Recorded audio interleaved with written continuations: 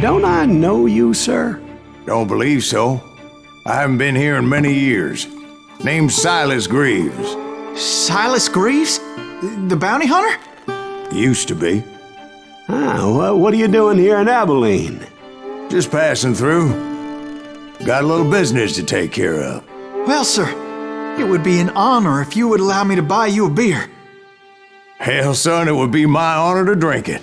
I'm Molly. Howdy. I'm Dwight. That's Jack and Steve. Ben's behind the bar. Oh, I bet you got some great stories. A couple. Any of them true? Jack, be nice. A few. What about your shootout with Henry Plummer's gang in Bannock, Montana? Is that where you started as a bounty hunter? That's what it says in this here dime novel. Don't believe everything you read in them dime novels, boy. First man I hunted was back when I was riding with Billy the Kid. You knew Billy the Kid? Damn right. That scrawny son of a bitch had no fear. Wouldn't back down for nobody. I heard he collected the 10 stars off any crooked lawman who crossed him. It was a war, boy. The Lincoln County War. And Billy promised his regulators would take the life of every bastard who helped bushwhack John Tunstall. Kid had a big chip on his shoulder and a hair-trigger temper. Made him dangerous as hell.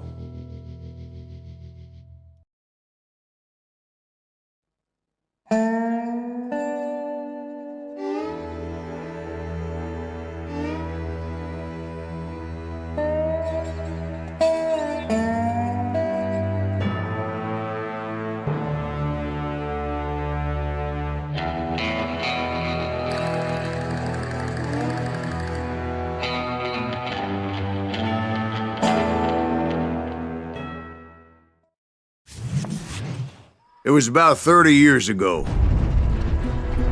Billy was hiding out in an abandoned farm near Stinking Springs. I threw in with the kid because the man I had sworn vengeance on was riding with Billy's enemies.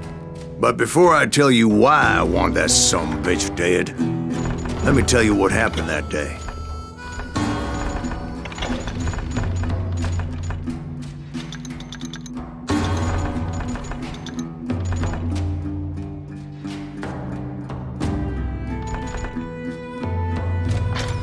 I was heading back to the hideout when suddenly I had this funny feeling. Funny, ha-ha? No, Steve. The other kind of funny.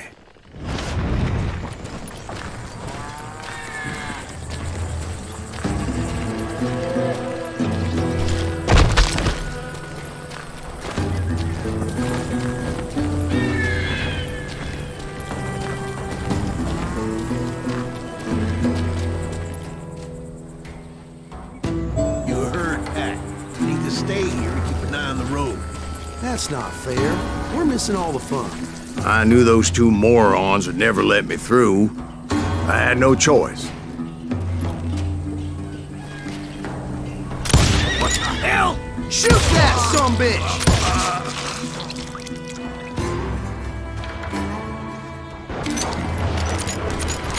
Was it Pat Garrett's posse? Oh yeah. I heard the shots and I knew I had to move fast.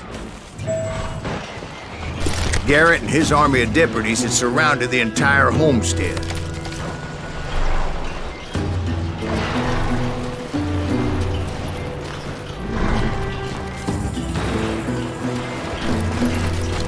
Fire at will! They're coming from the rear! I decided to help Billy and the boys out a bit. So that's just what I did.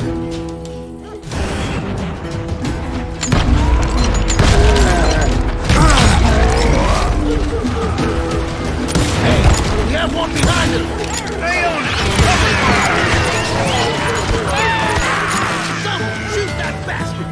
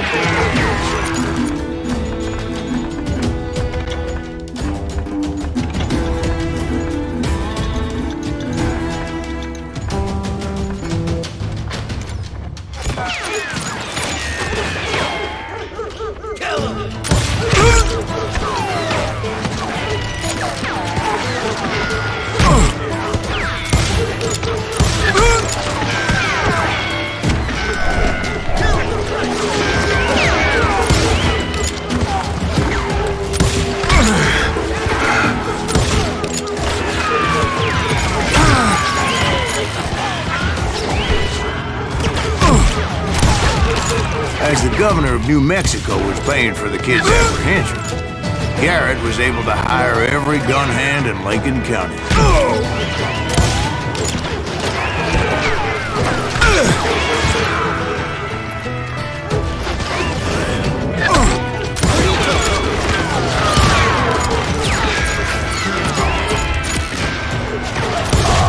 Damn you!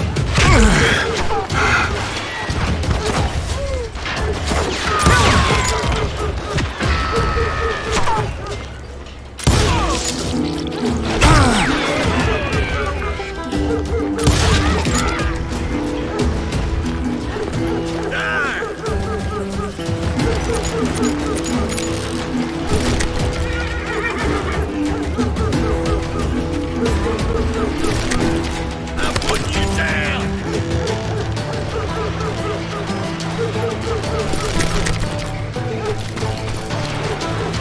I knew that going through that front door meant putting my butt in a shooting gallery, so I decided to get sneaky.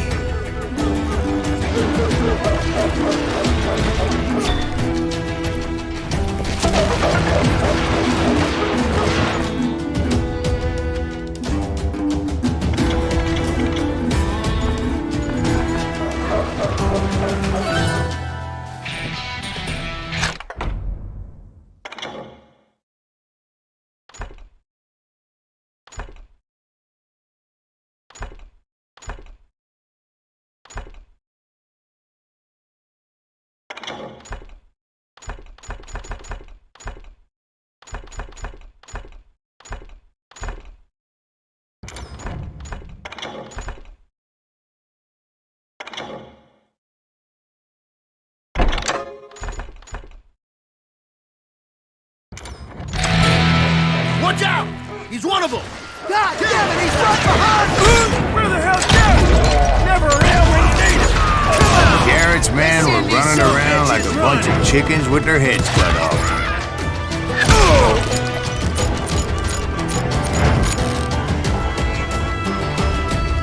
Leave him to me! Still, one of them reached the water tower. Not a bad idea. It would be a turkey shoot from up there.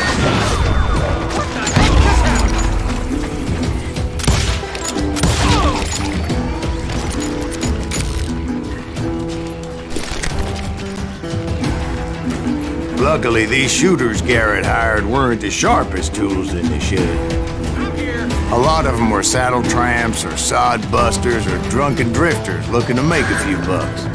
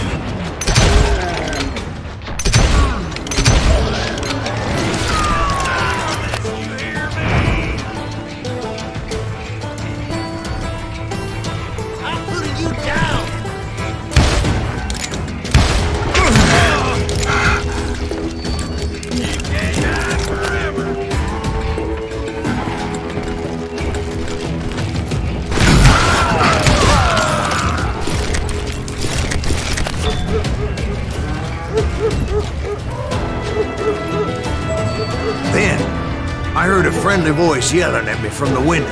Back door! We'll cover you! And watch your flank!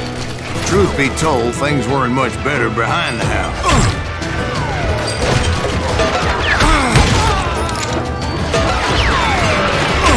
Cut their numbers in half. But that just made the ones that were left twice as mad. They made up for their lack of skill with a seemingly endless supply of ammo.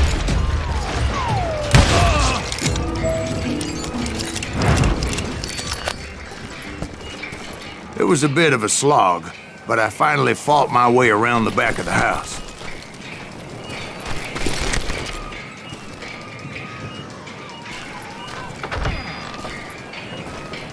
And like that, I was inside. Dead, you bastards! None the worse for wear. Deader than a rat in a trap! That was too damn close!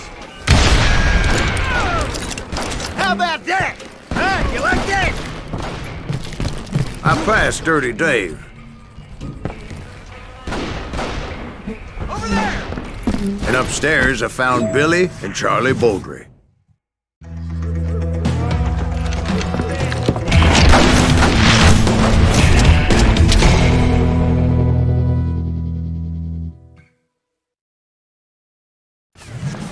Billy looked at me and said, "About time, amigo! Grab a gun and get to the window." Wait, so you were friends with Billy the Kid? Yeah, sort of. Anyway, we were surrounded by dozens of deputized shooters who wanted to do us harm.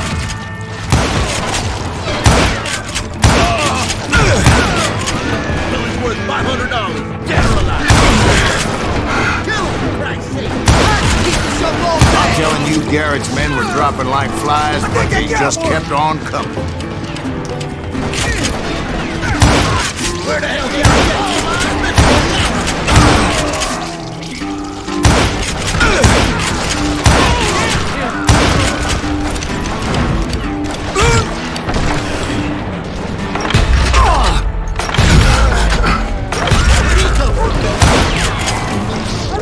That's when Charlie got hit. "They're catching us in a crossfire!" shouted Billy. "Get to the other side!"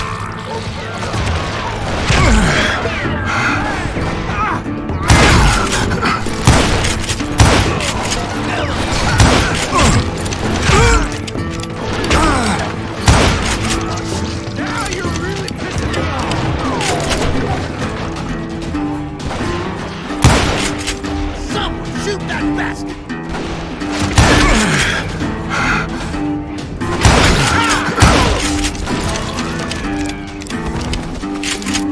Kill him, for Christ's sake!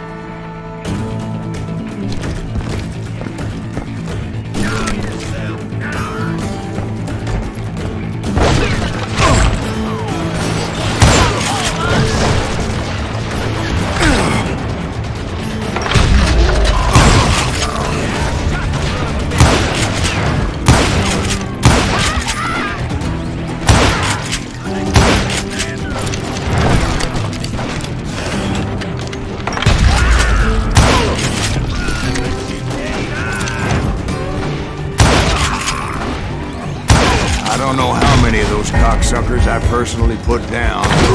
It was pretty clear, even to Billy, that maybe discretion was the better part of valor. What's that mean? It means that it was time to cut and run. "They got a Gatling!" Billy shouted. "Get the horses and bring them round back. I'll draw their attention."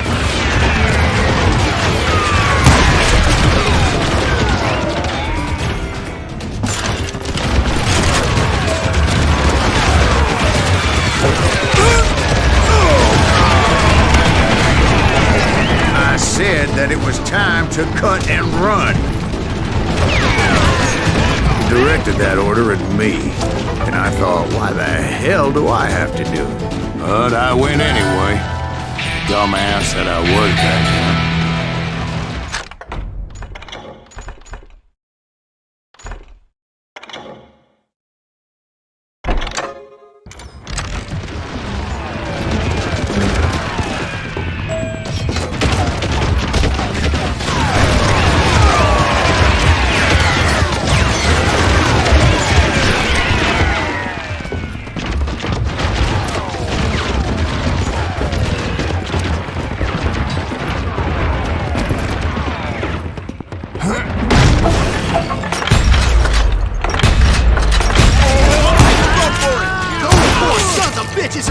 Many would have fled in my place. But I had that false sense of invincibility that many young men have. Like Jack here. What are you saying, old man? Jack is just joshing with you. Yeah, he better be. Mr. Greaves, please continue. Please, call me Silas, ma'am. Now, where was I?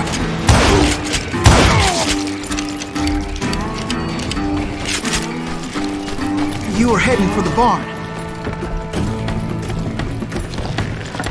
Gonna scalp your ass!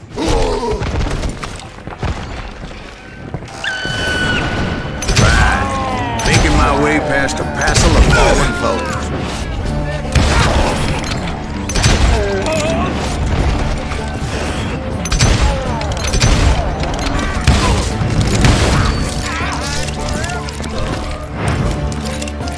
Sounds like Garrett hired a whole regiment of hired guns.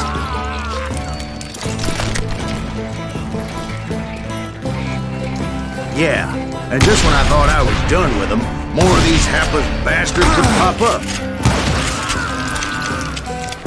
You're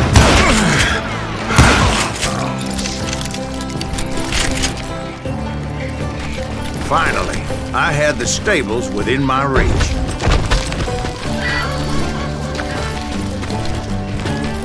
And that's when I met Sheriff Pat Garrett. I read that you went toe-to-toe with him, sir. That backstabbing bastard with that tacked-on tin star.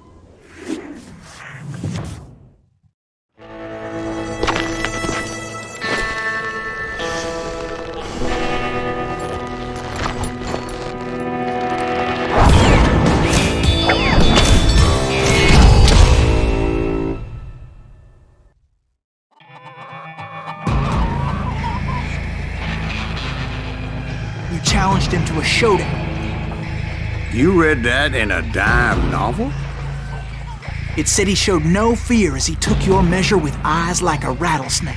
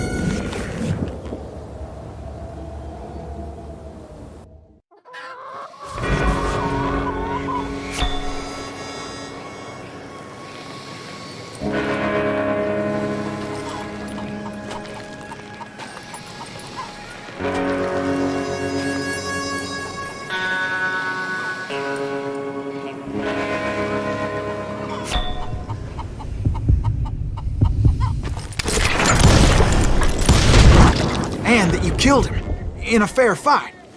Is that what that penny dreadful said? No, boy. That ain't what I meant when I said I met Pat Garrett. So let me start again. I finally reached those damn stables.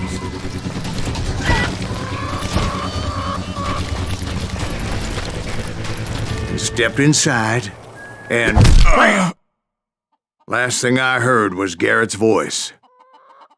That's not Billy. And go on, how did it end? And, boy, that was just the beginning.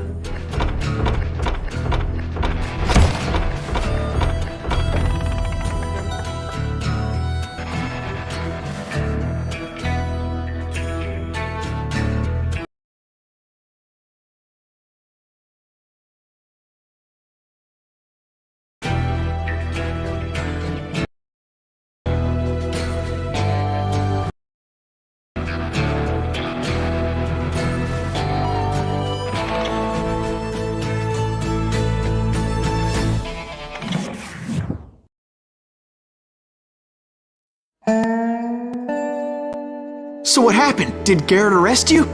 Yeah, after I came to, the bastard had clocked me with his Colt.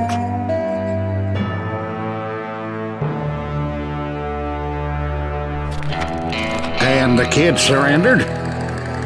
When he realized there was no getting out of there alive. So they locked you up in Lincoln? Indeed they did. Sentenced me to hang right along with the kid.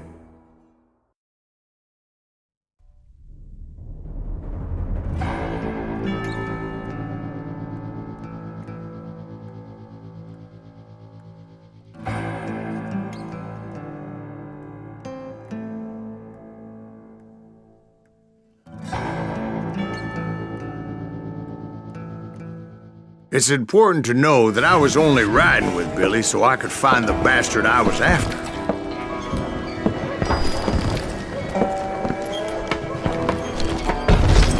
He was with John Kinney's gang, and they were sworn enemies of Billy's regulators. Why were you after him? I owed that son of a bitch a bullet for what he had done to me and mine.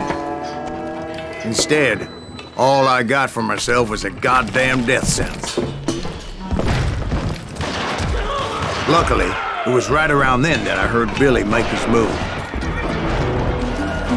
He shot Jim Bell and a few other guards as he made his getaway. Later, they wrote that some lady friend planted a pistol for him in the privy. What the papers didn't say is that Billy helped me escape too.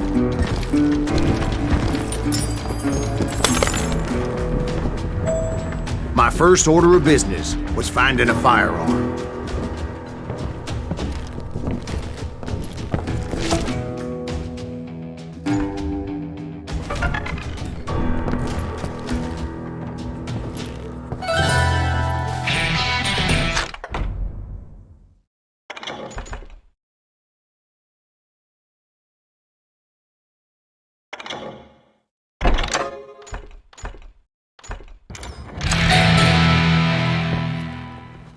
Luckily, I located Deputy Bob Ollinger's mean-ass shotgun.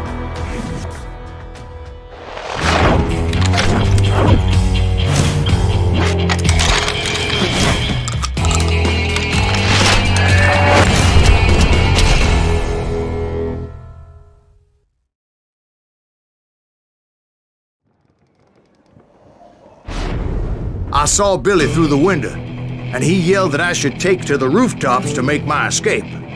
So I did. Anybody see Billy? That bitch shot Jim Bell! Hell yeah. That scattergun was like a double-barreled howitzer. It could blow a man clear off his feet. You hardly had to aim the damn thing. The kid's escape raised a huge ruckus. Guards were everywhere looking for him. Can't let the kid get away! Anybody see him? I had to jump from roof to roof like a damn alley cat. I followed the planks where I could. Some of that wood was slippery as hell. The whole town was up in arms. And suddenly, I was a fugitive. So that bastard you were after, what did he do? He did me and my family a grievous harm. But I knew if I was ever going to find him, I would need to get my ever-loving ass out of there. I tried to be stealthy and sneak my way past. This town doesn't have a moment's peace. You! But hell, if they weren't all waiting for me. Apparently, some of them thought I was Billy. You hooligans can go to hell. Kill him!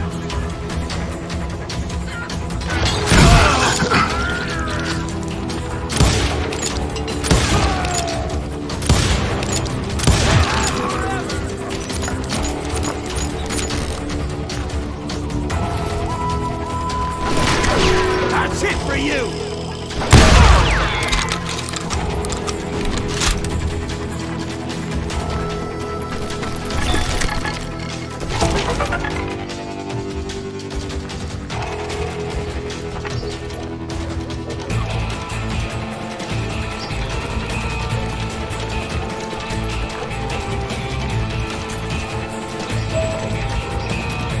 He's in town somewhere. See, me and the kid shared a certain similarity in build and color. I was just glad I had Deputy Bob's mean-ass shotgun.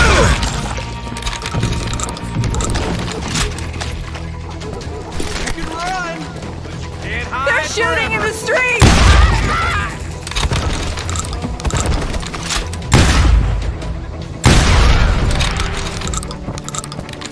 Let's do this. Put your headstone. There's children here. So much lead was whizzing by my head, it was like everyone in Lincoln wanted to put me in the ground. I knew I needed to find a horse. So I never did have a great fondness for those four-legged grass eaters. Smelly, sweaty, ungrateful beasts. We prize them too high, if you ask me.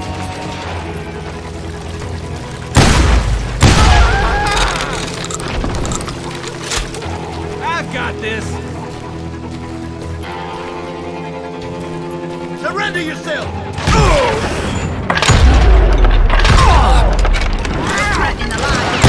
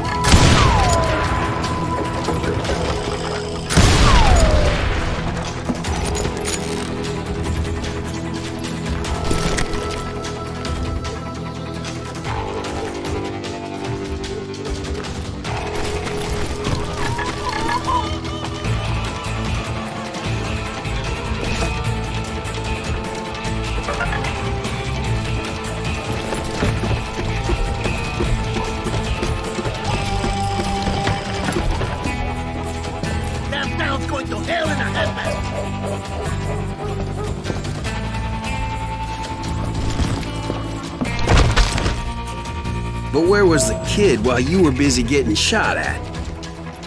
Gone. And that's when it occurred to me why Billy set me free.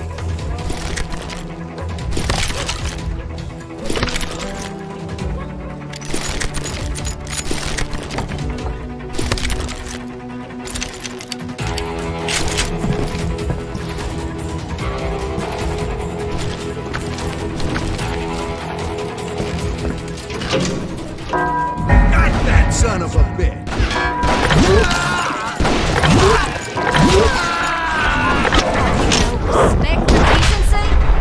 So I could be a hapless decoy and draw attention while he snuck out of town.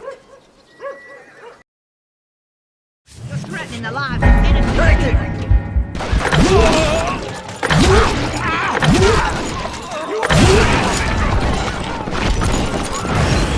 So I could be a hapless decoy and draw attention while he snuck out of town.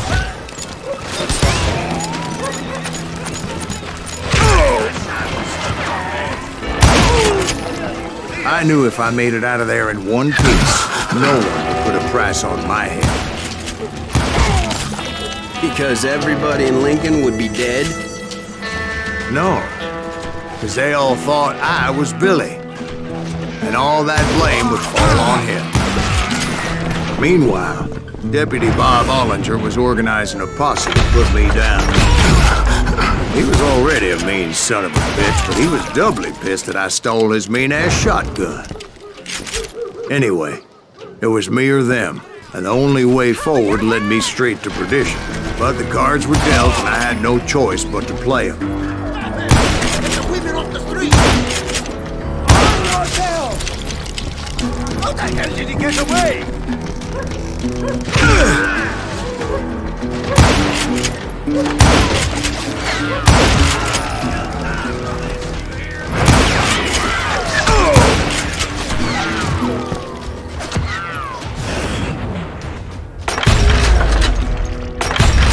Put some howls in it!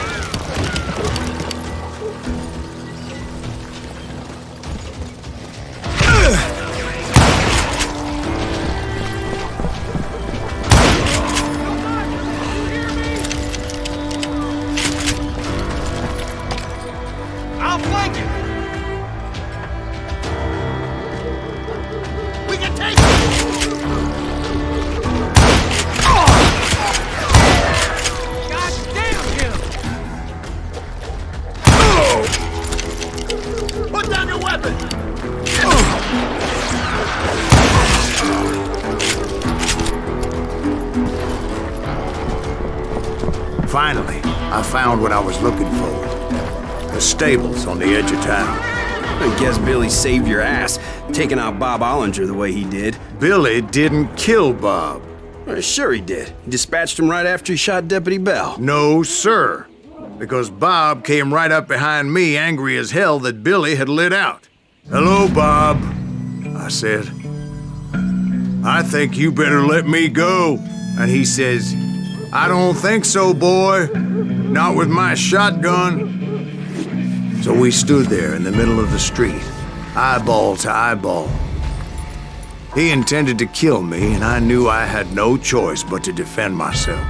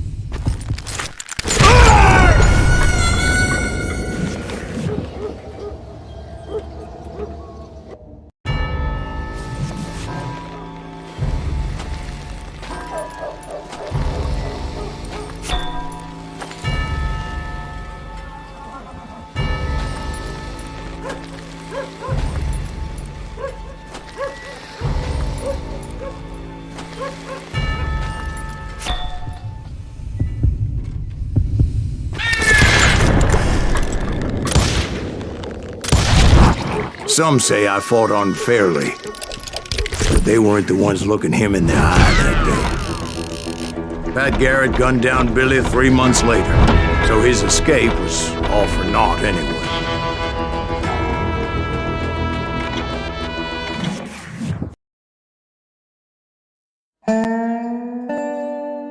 So what happened? Did Garrett arrest you? Yeah, after I came to.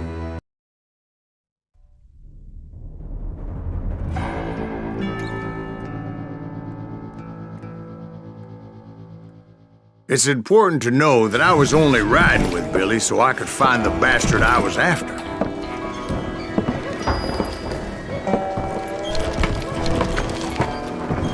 He was with John Kinney's gang, and they were sworn enemies of Billy's regulators.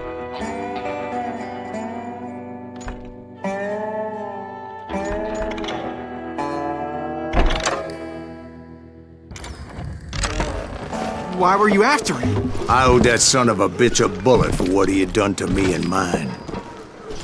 Instead, all I got for myself was a goddamn death sentence. Luckily, around then that I heard Billy make his move. He shot Jim Bell and a few other guards as he made his getaway. Later, they wrote that some lady friend planted a pistol for him in the privy. What the papers didn't say is that Billy helped me escape, too.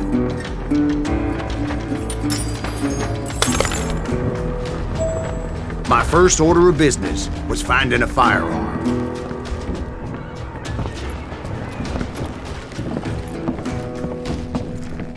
Luckily, I located Deputy Bob Ollinger's mean-ass shotgun.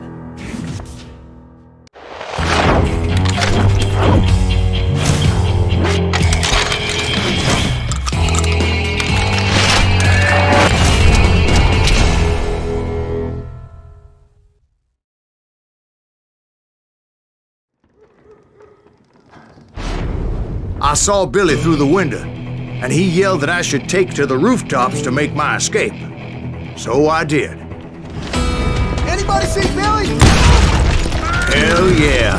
That scatter gun was like a double-barreled howitzer. It could blow a man clear off his feet. You hardly had to aim the damn thing. The kids escaped and raised a huge ruckus.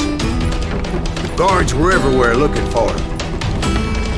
Can't let the kid get away! I had to jump from roof to roof like a damn alley cat. I followed the planks where I could, but...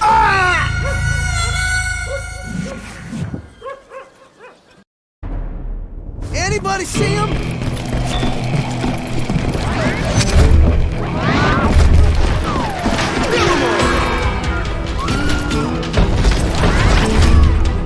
Some of that wood was slippery as hell. The whole town was up in arms.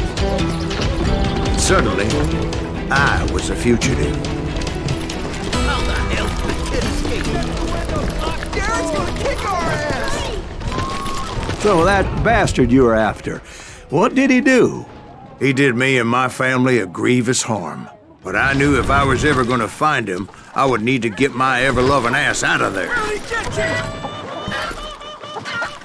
I tried to be stealthy and sneak my way past. You! This town doesn't have a moment's peace. But hell, if they weren't all waiting for me. Apparently, some of them thought I was Billy.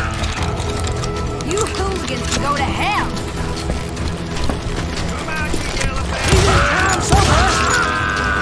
See, me and the kid shared a certain similarity in build and coloring. I was just glad I had Deputy Bob's mean-ass shotgun.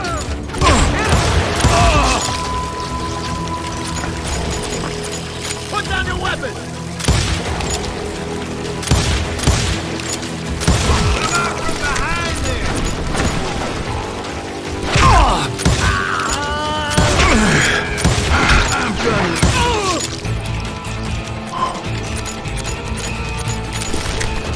They're shooting in the street.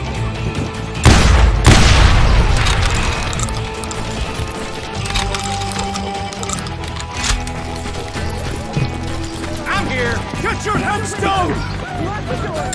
Children here.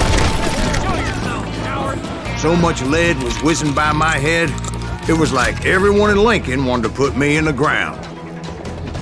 I knew I needed to find a horse. Though I never did have a great fondness for those four-legged grass eaters. Smelly, sweaty, ungrateful beasts. We prize them too high, if you ask me.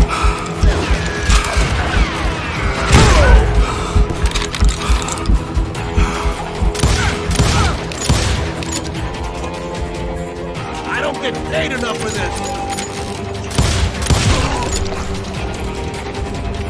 Get out here!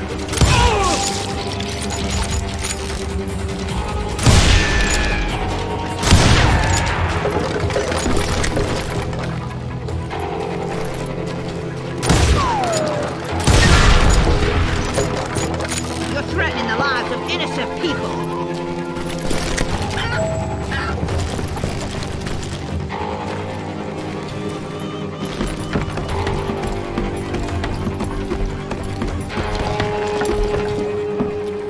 Damn town's going to hell in a handbasket!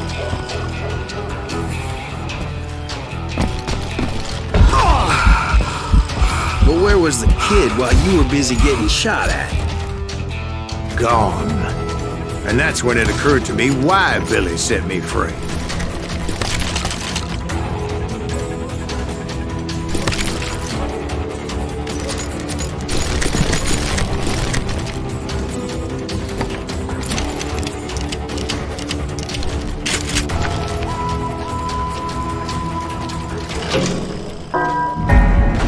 Take him!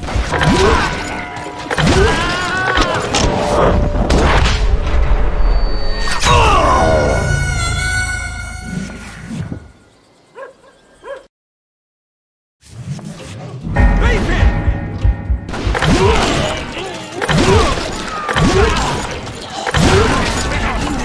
Extra decency. So I could be a hapless decoy and draw attention while he snuck out of town.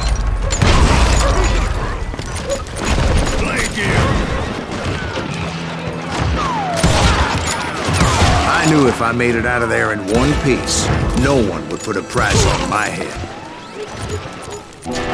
Because everybody in Lincoln would be dead? No. because they all thought I was Billy. And all that blame would fall on him. Meanwhile, Deputy Bob Ollinger was organizing a posse to put me down.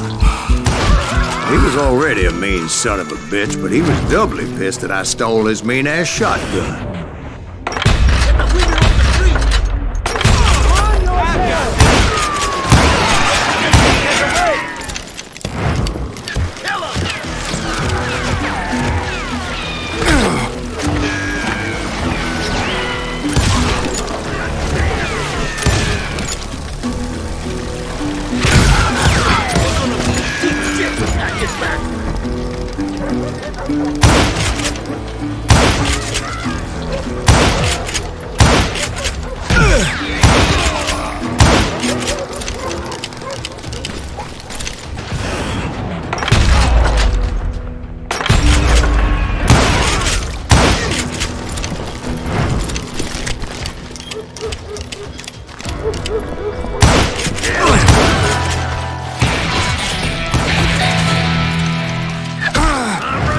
Finally, I found what I was looking for. A stable on the edge of town.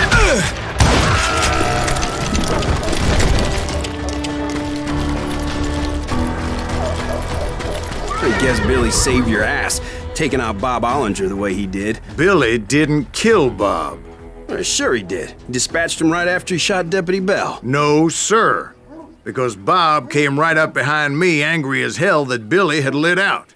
"Hello, Bob," I said. "I think you better let me go." And he says, "I don't think so, boy. Not with my shotgun." So we stood there in the middle of the street, eyeball to eyeball. He intended to kill me, and I knew I had no choice but to defend myself.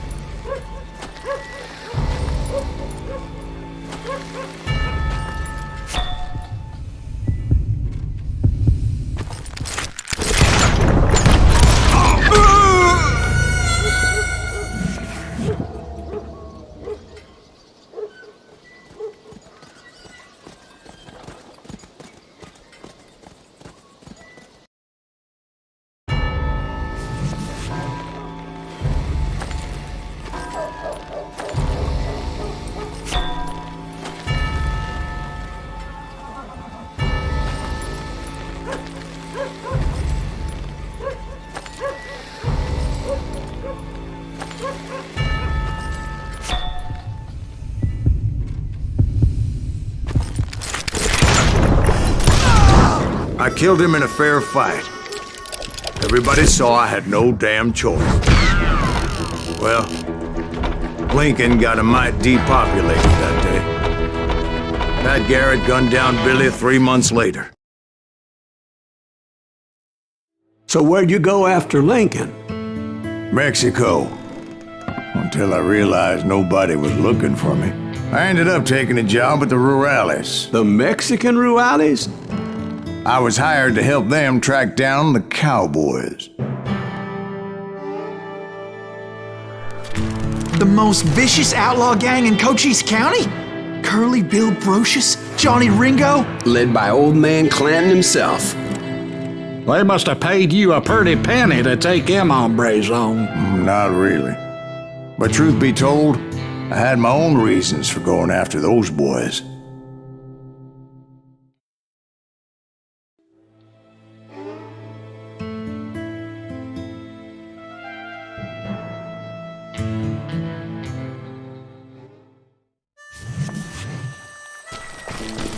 So was the bastard you were after now riding with the cowboys? Roscoe Bob Bryant was his name. Oh. But no, this time it was a different bastard I was after. The aforementioned Mr. Ringo. I came upon them robbing a stagecoach, which wasn't surprising, being they were such murderous thieves and bastards. The bandits wore red scarves, so I knew they worked for the old man. Over there! I did my best to help those poor passengers.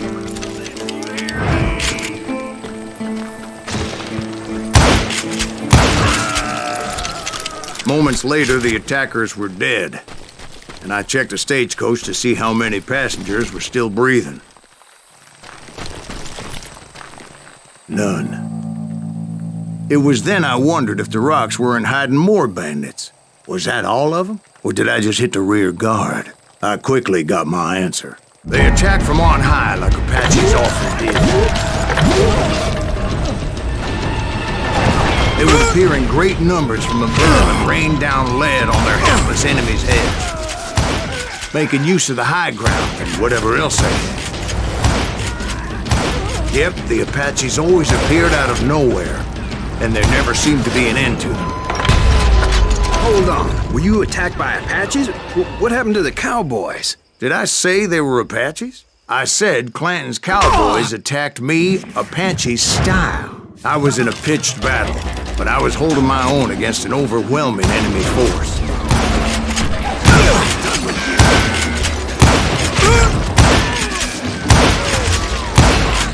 See, at the time, I was still pretty green and would often blunder in regrettable situations.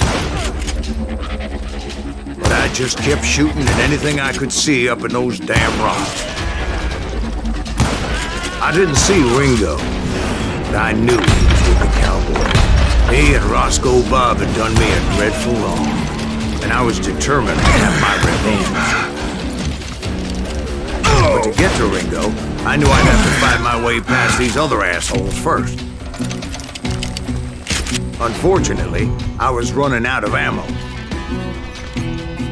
Another perfect example of my relative inexperience as a hunter of men.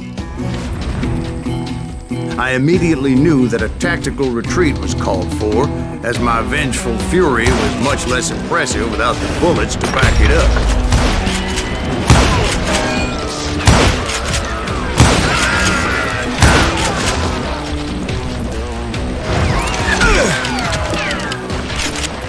Finally, they managed to corner me. Trapped as I was, the odds of my survival seemed pretty slim.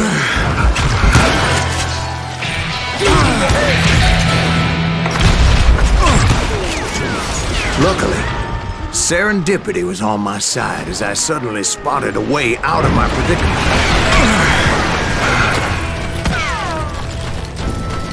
He's getting away! I ran ahead as if the devil himself was after me. Bullets were whizzing by my ears, but I wasn't about to roll over and die. I just kept running like there was no tomorrow. Because there wouldn't be if Clanton and his men caught up with me. As I was scurrying around those caves, I thought, what was I thinking? Going up against a gang like this?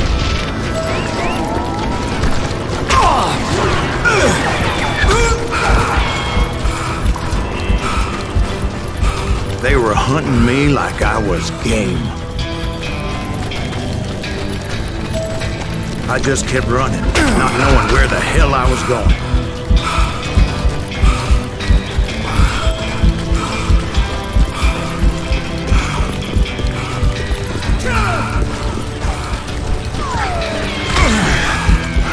And that's when something miraculous happened. Like manna from heaven. I found the desiccated remains of what looked like an Apache warrior. The old weapon next to him supplied me with some much-needed ammunition.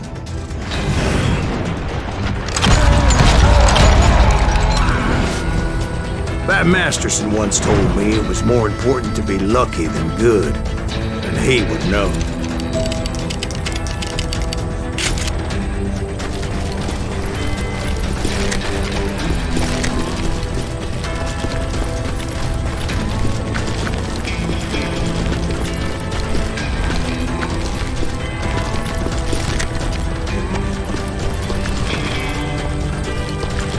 And imagine my surprise when I found a fistful of dynamite to go along with that ammo. That stroke of good fortune evened the odds and bolstered my confidence. It was time to turn the tables. Time for the prey to become the predator.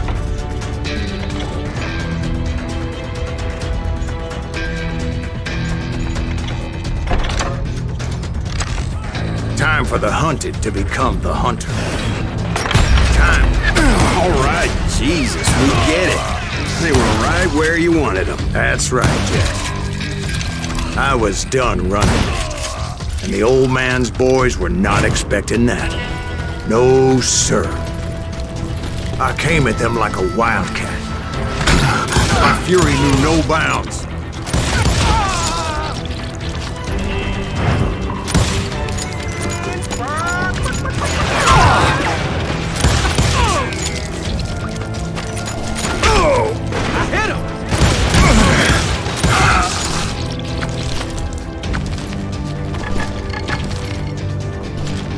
It was finally time for that old man to pay for his sins.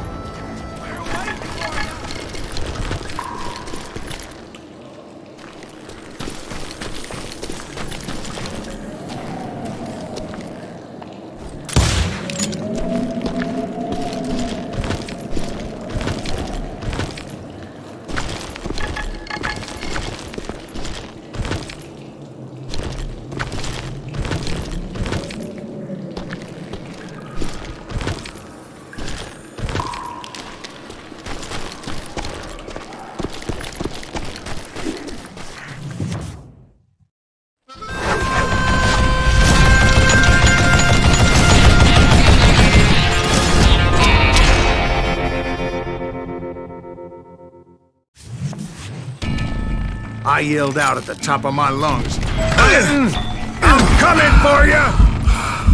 A little stealth might have made more sense, to be perfectly honest.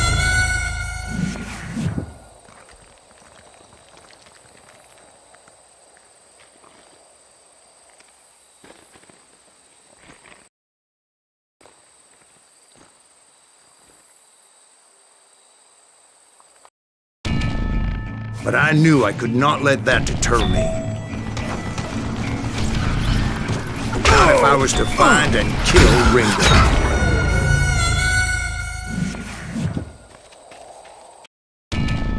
But I knew I could not let that deter me. Not if I was to find and kill Ringo. I needed to get that old man off that gun.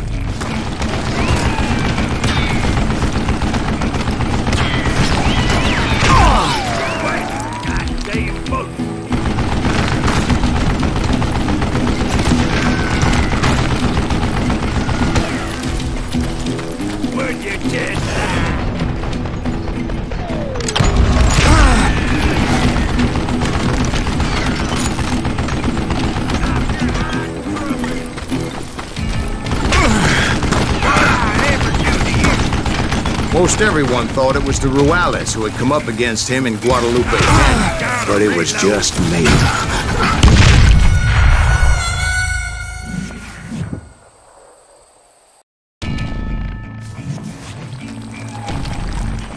Gonna be loud!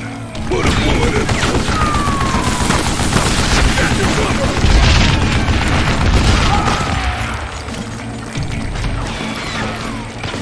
Die!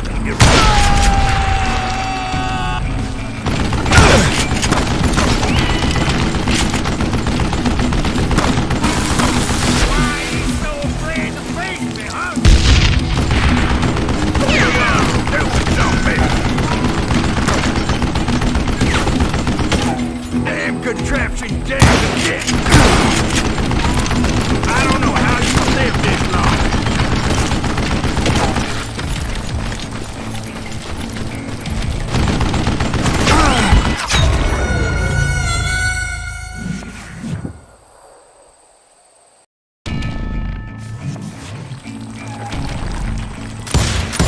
Don't let that some bitch get away with that!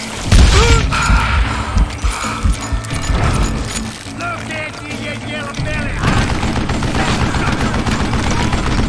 What I ever do?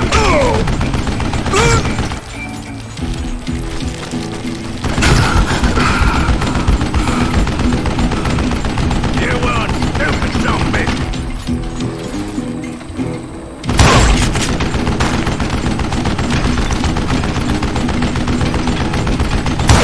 Would you just die?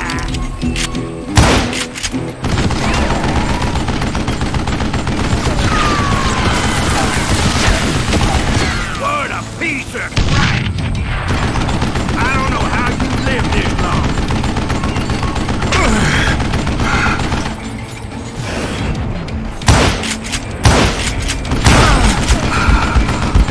Wait! God damn book!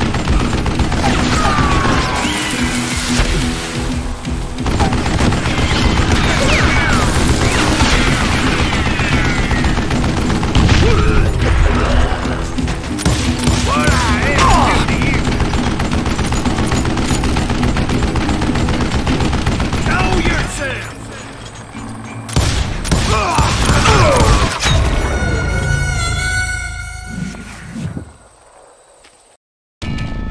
Most everyone thought it was the Ruales who had come up against him in Guadalupe Canyon, but it was just me. You will stupid son of a bitch.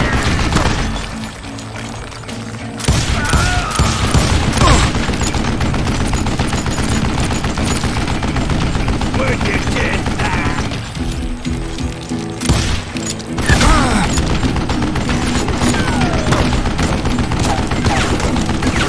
I don't know how you lived this long.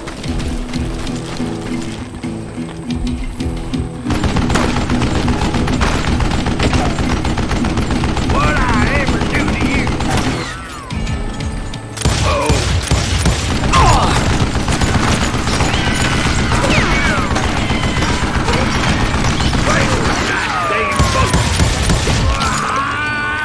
Apparently, one of the cowboys made it out of there alive and told Ike and Billy Clanton that it wasn't a Mexican who took their father's life that day. They just assumed it was one of the Earps, and that little misunderstanding eventually led to that legendary gunfight at the OK Corral.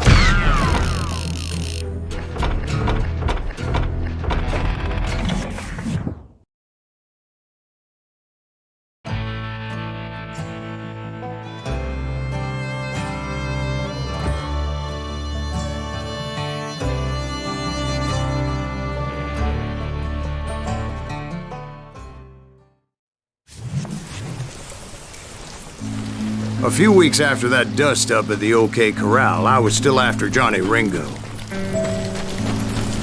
I had tracked him and the cowboys to their hideout at a sawmill. They were loaded for bear. So, what exactly did Johnny Ringo do to piss you off? Well, him and that other bastard. Roscoe Bob Bryant? Yep. They both deserve to die, and I promise I'll tell you why.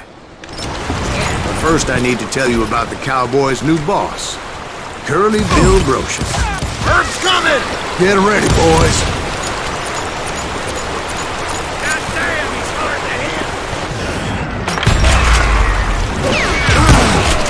Curly Bill took charge of the Cowboys upon the old man's demise, and after that gunfight at the OK Corral, the Clantons wanted revenge. So they murdered Morgan Earp and grievously wounded his older brother, Virgil.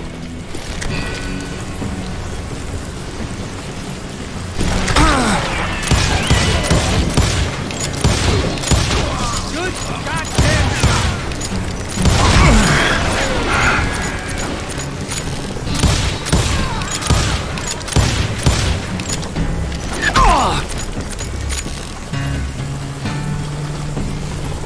You shoot the son of a bitch!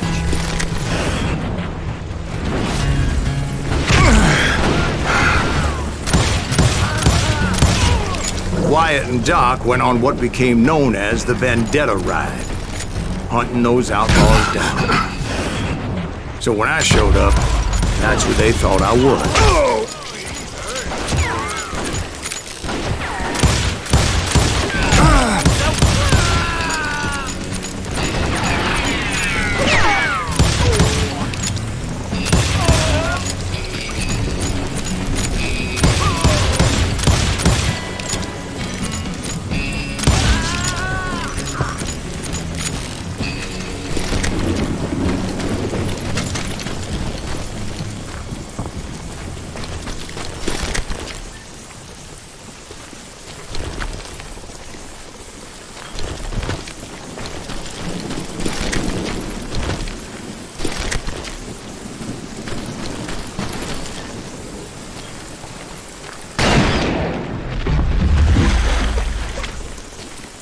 There were killers around every corner, all wearing red bandanas.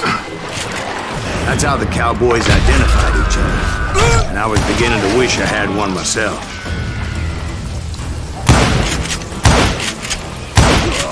But I wasn't about to let Ringo walk away unscathed, and that's what drove me forward. They say that Ringo was infernally fast. I hardly saw anyone faster, boy. Certainly not Wyatt Earp.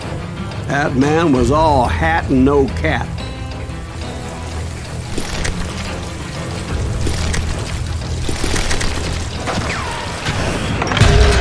Earp wasn't much of a match for him, but Doc Holliday might have taken it. That lunger should have kept his nose out of it. They never charged anyone for the murder of Morgan Earp.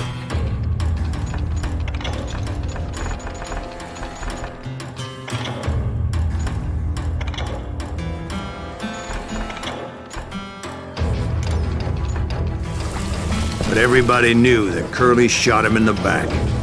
That was common knowledge. Yeah, maybe so. But Ringo had nothing to do with it. He was just being loyal to a friend. Is that what you call it?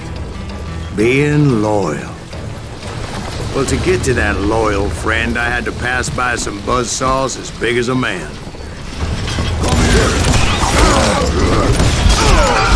Excuse me, sir. I have a question. What's that, Dwight? After old man Clanton died, why didn't his son take over the cowboys?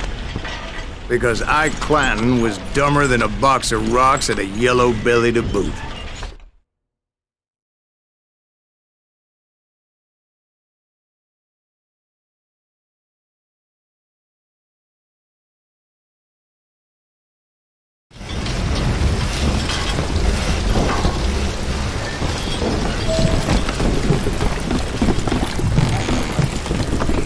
Now, where was I?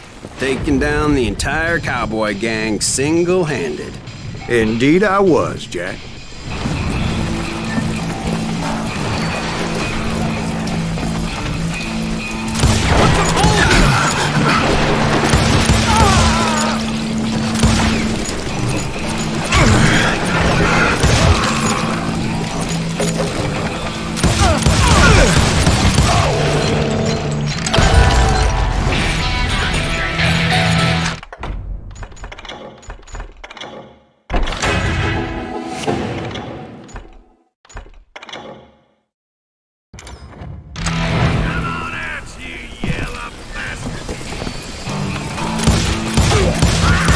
Though it wasn't easy, as those boys had good cover.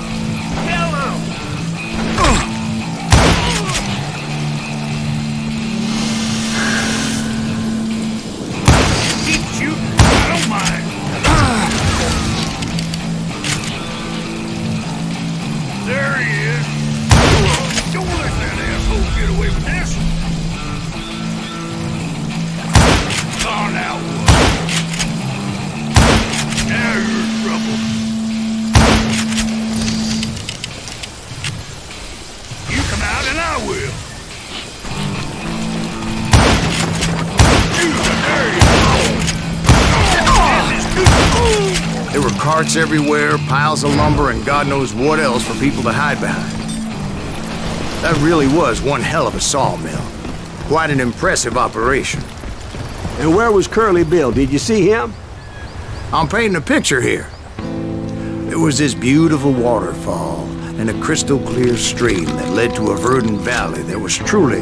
Consider your picture painted. What happened next? Well, finally the bastards that were still alive made a last stand.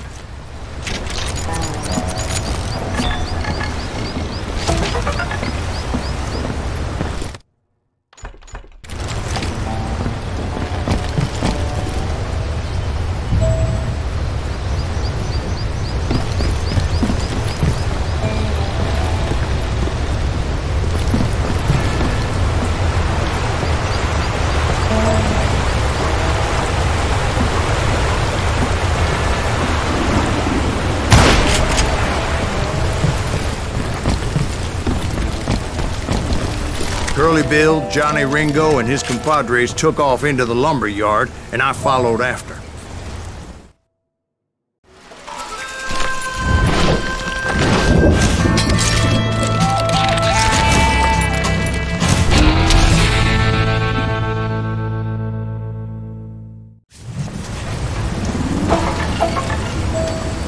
Are you saying they ran? Cowardice was not in Ringo nor Curly Bill's nature. No, sir. I never said they were running scared. They just wanted me out in the open. Time to dance with the devil!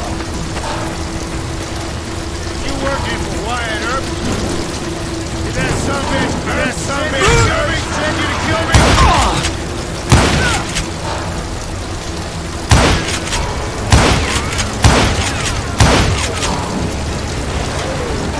Come on out, son!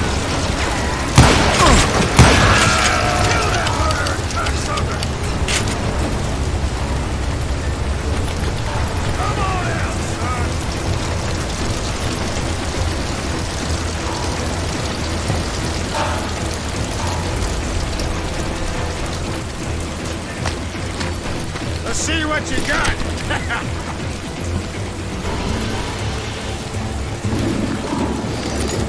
Hiding like a scared little puppy!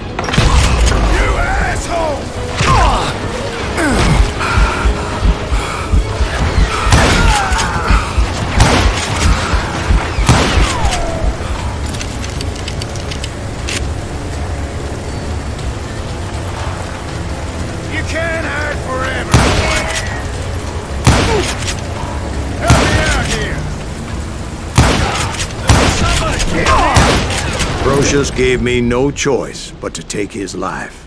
But Ringo was nowhere to be found. I knew you didn't kill Ringo, because he was found dead in a different location altogether. To this day, his killer is still unknown. Indeed. Took me a few months before I finally tracked his ass to West Turkey Creek Canyon.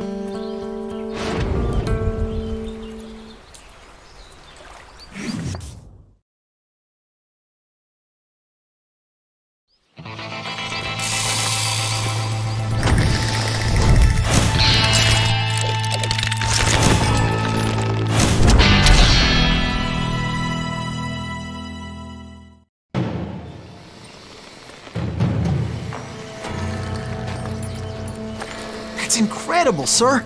I always thought that Doc Holliday was the one that killed him.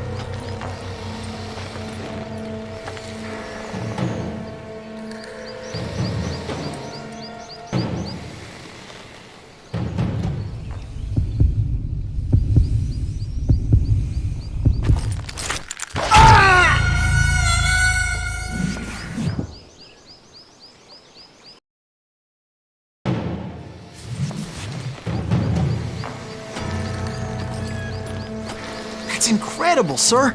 I always thought that Doc Holliday was the one that killed him.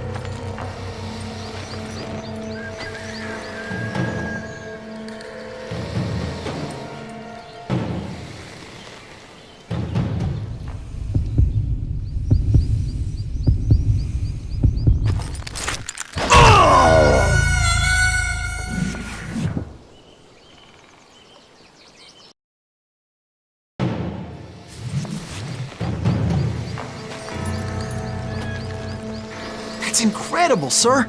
I always thought that Doc Holliday was the one that killed him.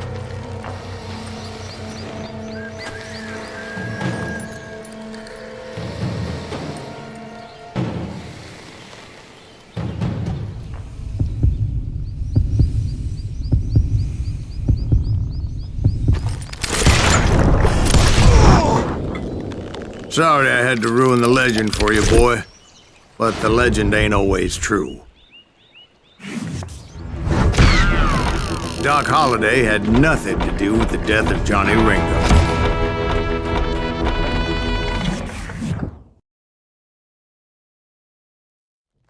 I was paid a healthy bounty for Ringo and Curly Bill, and realized there was real money to be made.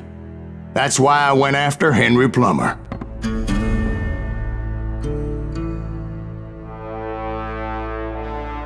Now, wasn't he the sheriff who augmented his income by shaking down miners and robbing gold shipments? That's the one. Oh, yeah, I remember him. He ran that gang of thieving outlaws called the Innocents. So it's true that you went toe-to-toe with him? Indeed I did, son. Indeed I did.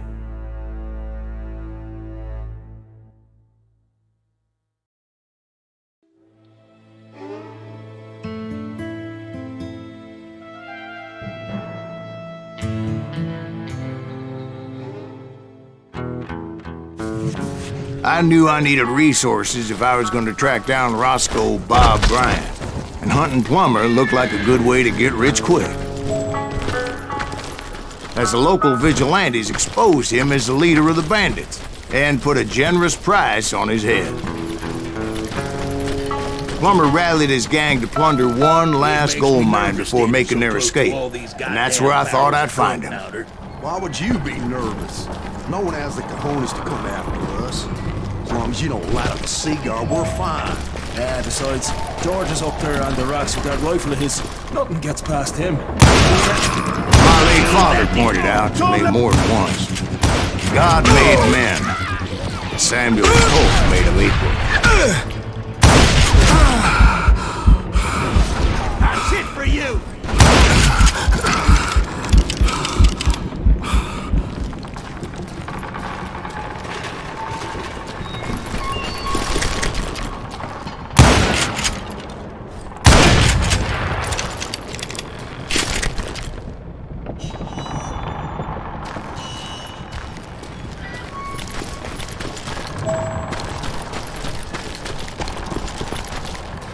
I knew that dynamite wasn't mine, so I decided the polite thing would be to return it.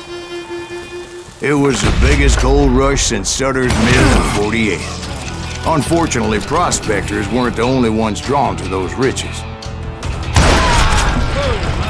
There were thieves and killers, robbing travelers and hijacking gold shipments. Like those that ran with Plummer. Some were just regular folks I knew from town, drawn by greed and easy pickings. Charlie Crow, the blacksmith. James, who worked in the stable. Sam and Jeremiah Barber, the butcher's sons. Ordinary citizens who lived a double life. Stealing and thieving and murdering their neighbors. Of course, the rest were veterans of the Civil War. Stone-cold killers trained on the bloody fields of Shiloh and Antietam. Plummer had a lot of men on his payroll. A hell of a lot.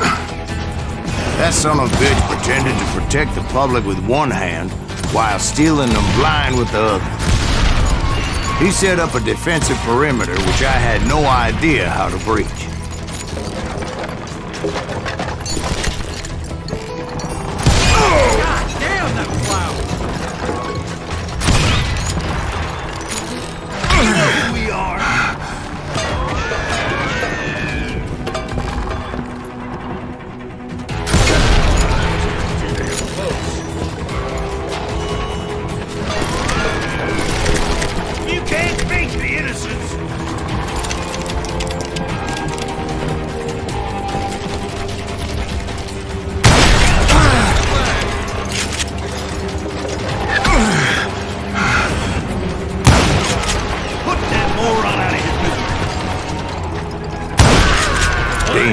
desperate individuals.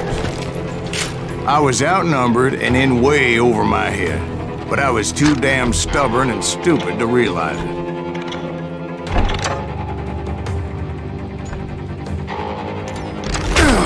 They must have thought I was tough, or had some kind of death wish, seeing as there were barrels of gunpowder everywhere. One stray bullet, one stray spark, and I'd be blown to hell and gone. Did I have any second thoughts about what I was doing? No.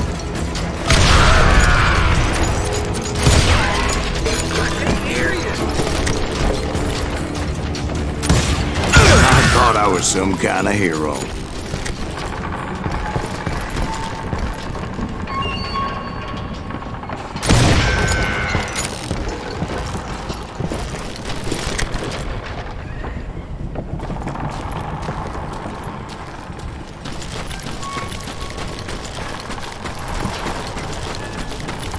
I finally made it past and headed on to meet my destiny.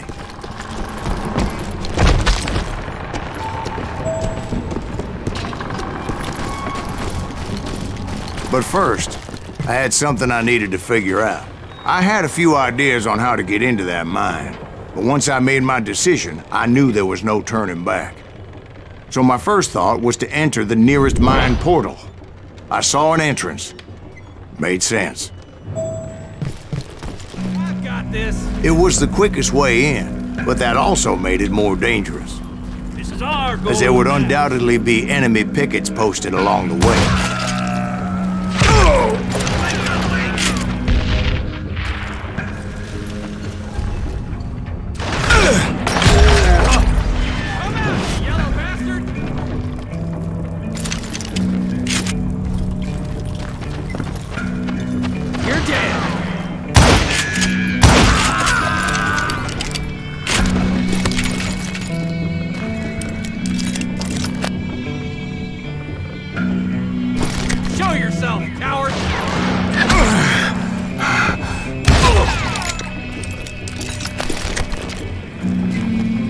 Besides, once you enter a mine like that, it's easy to get all turned around.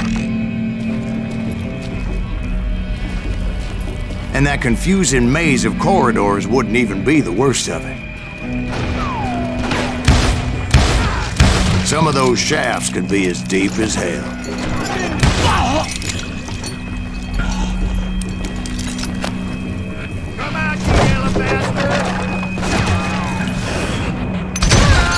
A single stumble or misstep can easily end in a deadly plunge to oblivion.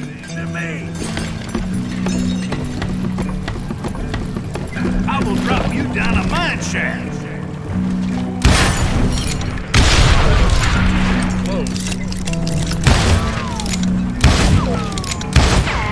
Time to blow your shit up.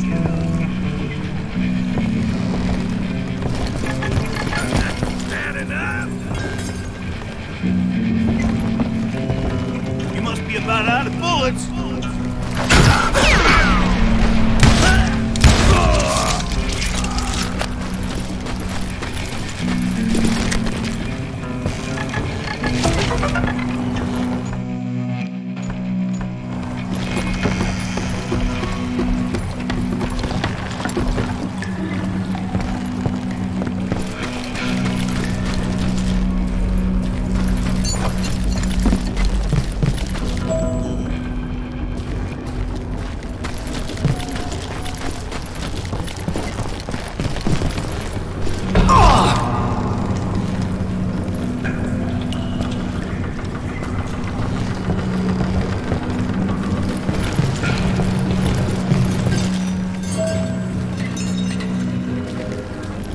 Quick reflexes often make up for a lack of common sense.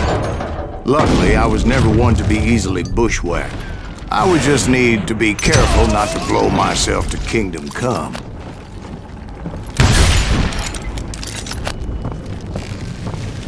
Surprise! With all that gunpowder and dynamite everywhere, a body has to know what to shoot. All it takes is one tiny spark, and boom, Surprise! I do not deserve to die like this! Get out of here! Get down! As a boy, I always loved the 4th of July. Take that asshole out! Murderer!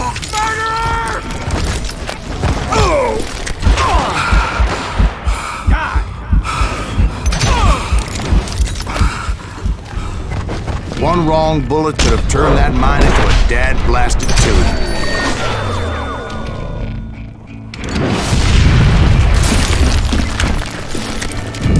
I freely admit that my plan of attack was not just moronic, but clearly insane.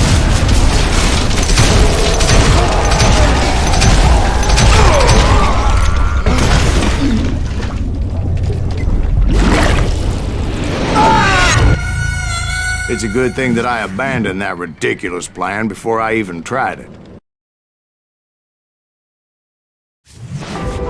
Instead, I spotted a ladder way into the mine from the opposite side.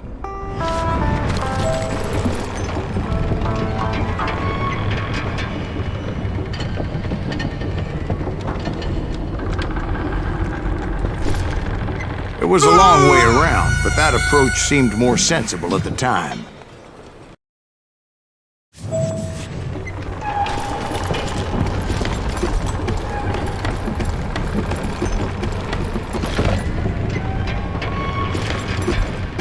Of course, being I had a problem with heights, that scaffolding scared the bejesus out of me. Climbing down that ladder required some caution. Because even though I had a younger man's reflexes, no man can dodge a damn bullet while climbing down a rickety ladder.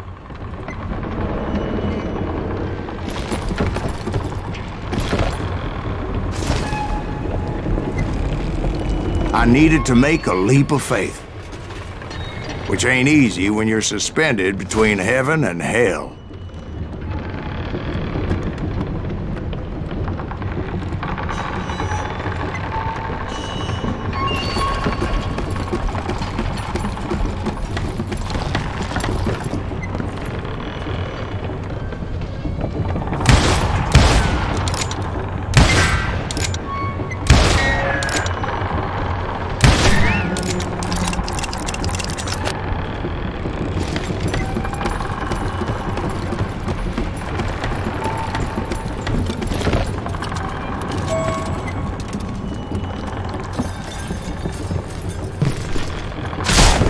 I was determined not to give up. As Sheriff Plummer seemed quite the despicable character. When the vigilantes discovered what the sheriff was up to, people were outraged. That 10,000 they put on his head would go a long way to helping me find old Bob. And I had made it my mission to settle that score come hell or high water.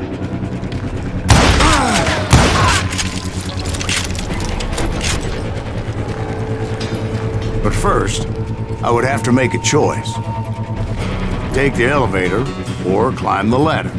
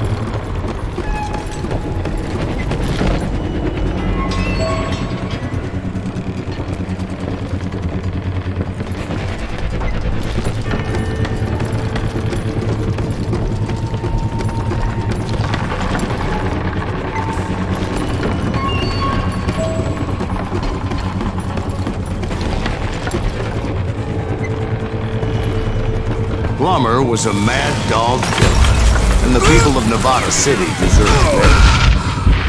Nevada City? Well, I thought Plummer met his maker in Bannock, Montana. Right, well, he was the sheriff of both places at one time or another, but that's neither here nor there. The point was, taking him down would save a lot of lives, including my own.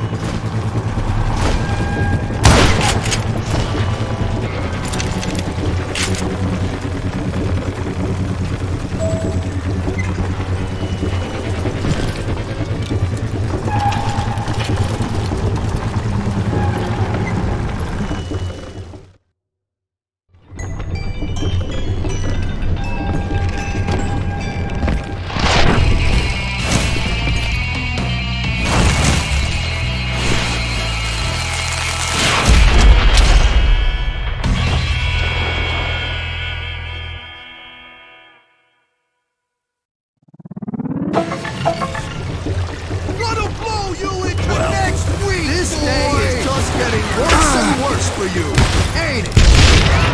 Henry Plummer was clearly unhinged, and I could see right away that this was gonna take some doing.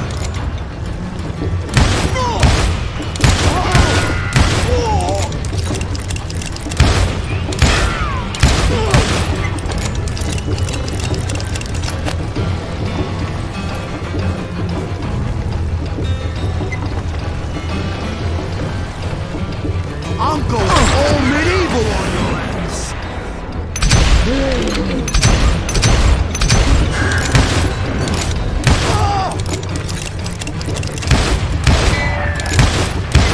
Knock it shut! I need some help here! Come on, boys! Take this cocksucker out!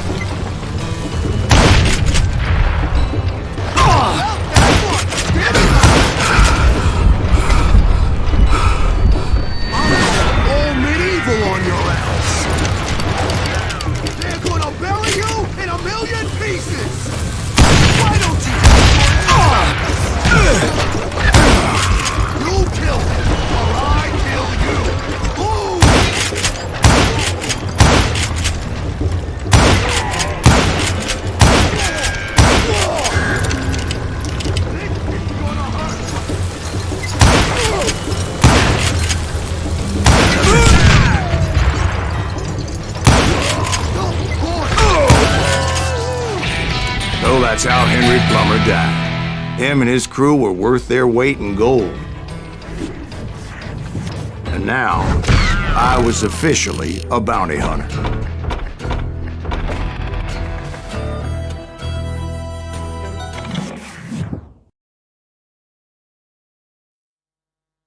So, did you finally go after that Bob feller? Well, I heard word he was in Kansas with John Wesley Hardin. So that's where I went. Where in Kansas? Abilene. Why do you ask, Ben? No reason. Was Hardin as fast as Ringo? Ringo was fast, but John Wesley was as fast as the devil himself.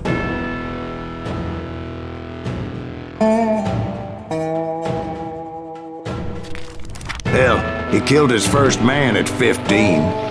From that day forward, he had a price on his head and wouldn't back down for nobody, not even Wild Bill Hickok himself.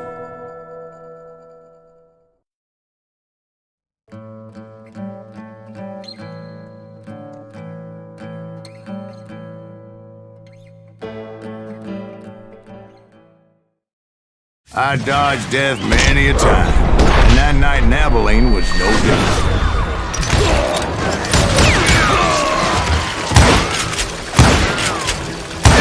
I was there with the intention of finding that bastard Bob and collecting the bounty on John Wesley.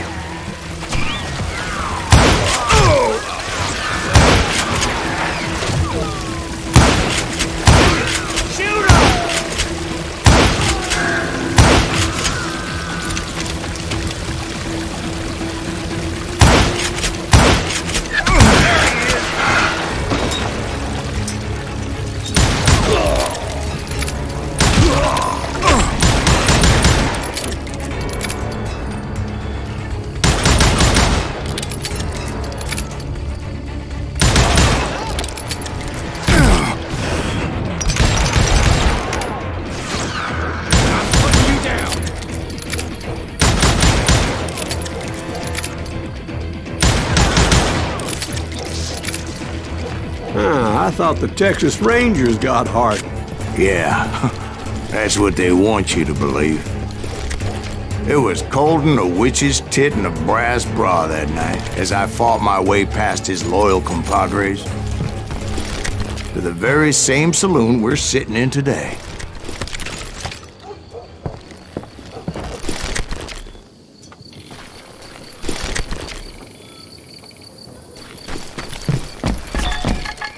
Look around and imagine this place painted in blood. Hardin was waiting for me, and...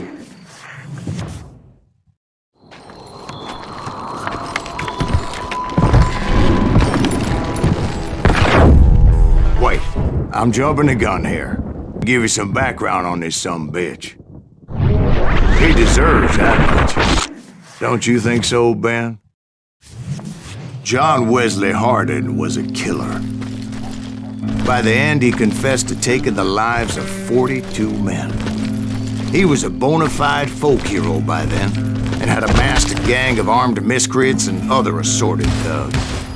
He and his men set up camp outside of town, and I was hoping Bob was among them. God damn it! Shoot that son of a bitch! Can't get a good shot at it.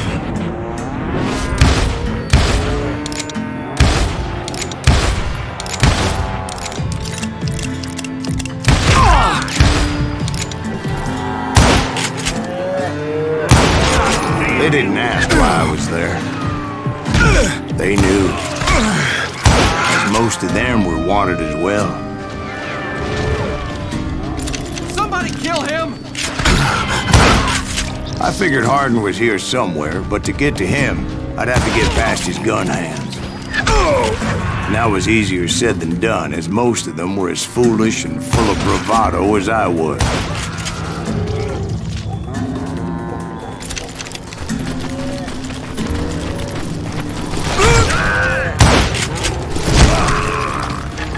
I had to spill a lot of blood to find out Hardin wasn't in that camp. He was carousing in town with his closest friends. Hardin's boys apparently didn't want me to reach the Bull's Head. Some were hightailing it into town to inform their jefe of my unwelcomed presence.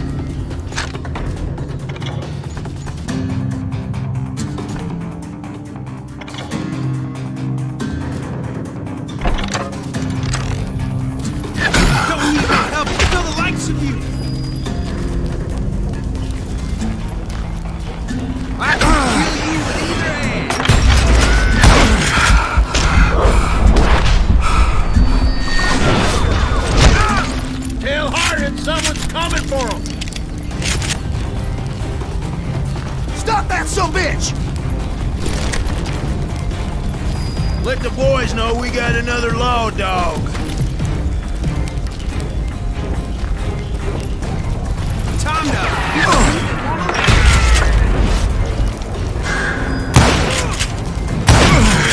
I wondered if Bob was among them.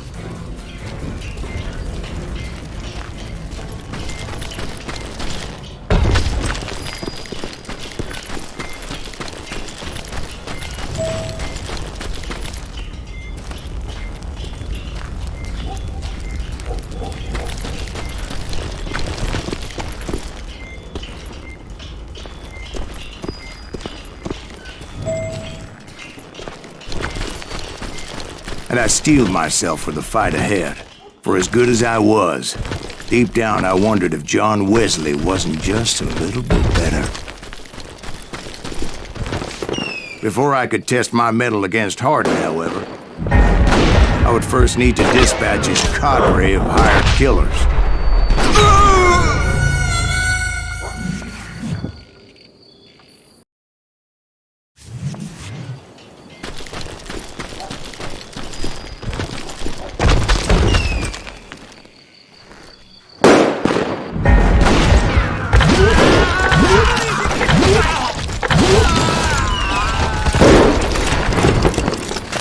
Most of these degenerates were beyond redemption, but John Wesley might have been a different story. I didn't learn until later that that night was in fact his birthday celebration.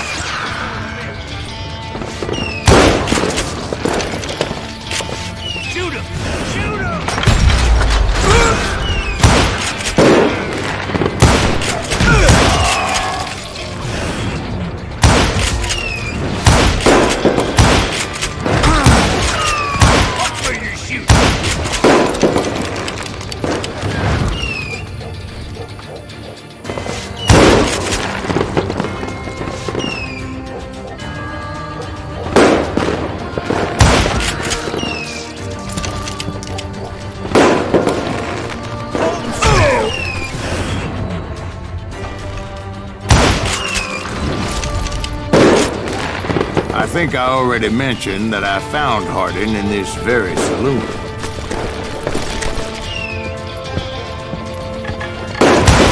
Suffice it to say, nobody there was happy to see me.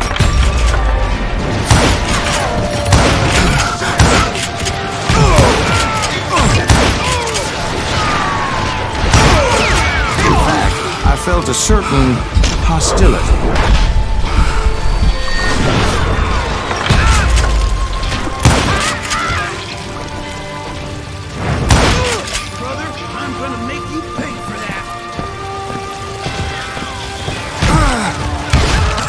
I was disappointed that neither Bob nor John Wesley were among the dead.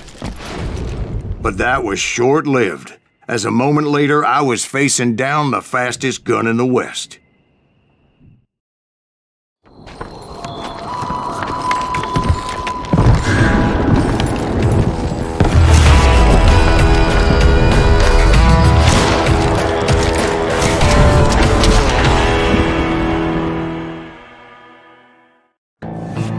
I felt a bolt of adrenaline, or maybe that was fear. He was well known for his tricks, and I knew I'd need my own if I was ever to defeat him.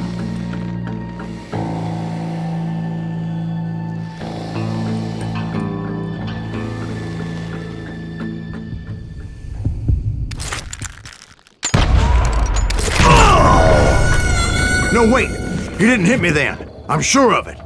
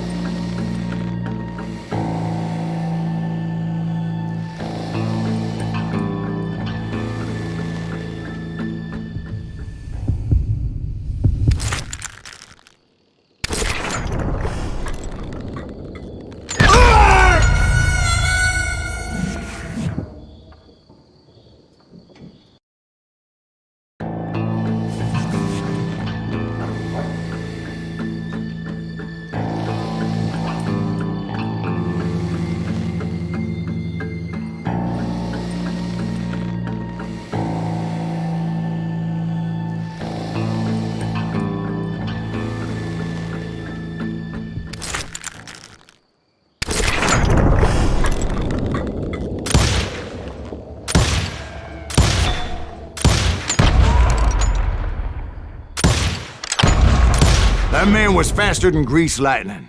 But being inebriated as he was, he didn't count his shots. And now, he was at my mercy. So he didn't die? No, I sent him to prison. Years later, after he was free, some restless avenger took his life. Shot him in the back at a saloon just like this one. Anybody up for another beer? Ben?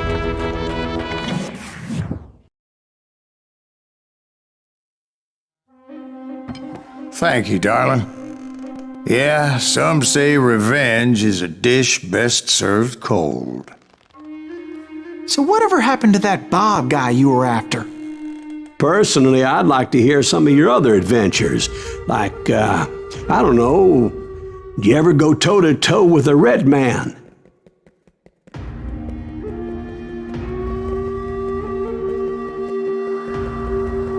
Yes, I did, Ben. I remember once I was after this renegade Apache, Grey Wolf. Strangely enough, revenge was also his primary motivation.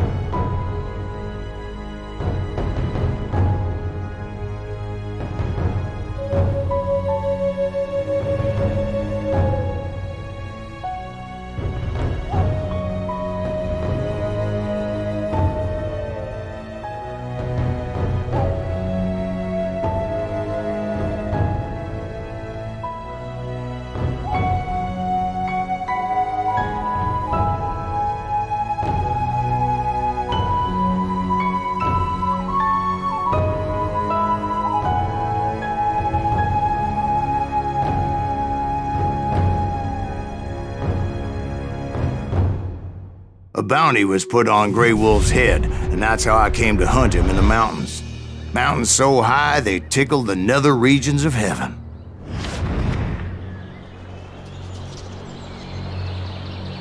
Grey Wolf was a Chiricahua Apache medicine man who had led a war party in revenge for a massacre against his people.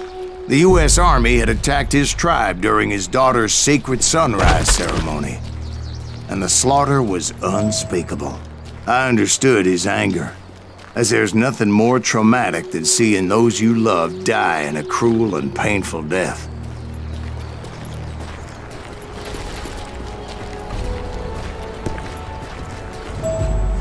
Right from the beginning, I couldn't shake the feeling that Grey Wolf was watching my every move.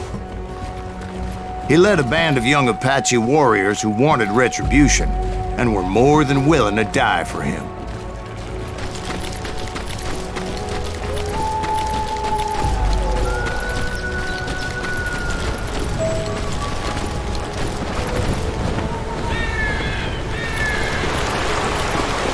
They saw me before I saw them.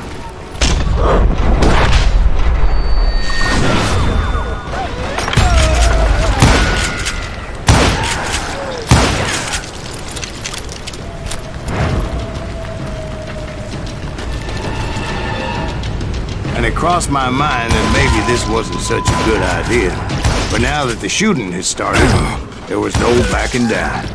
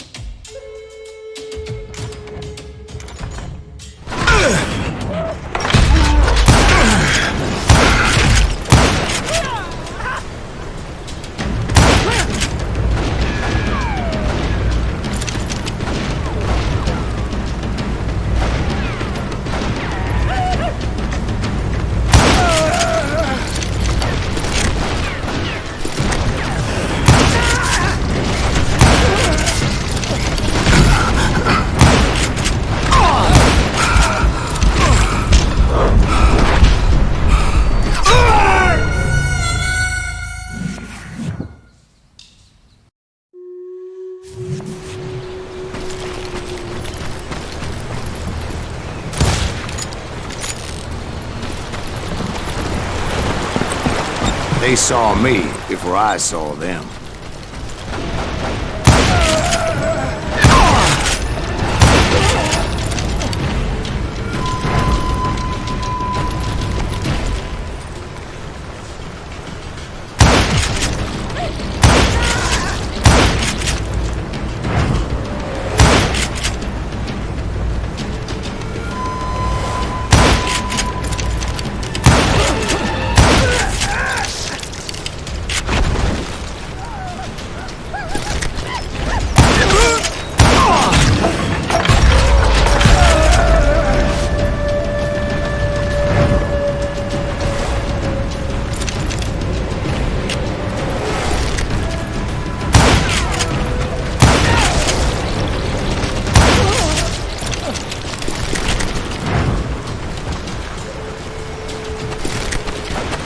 It was rugged country, the winter home of the Chiricahuas. And that's why they had retreated there.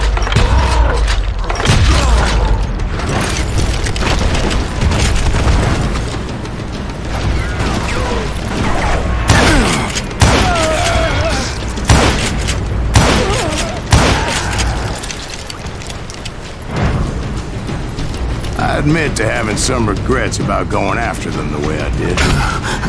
But then again, I got a lot of those.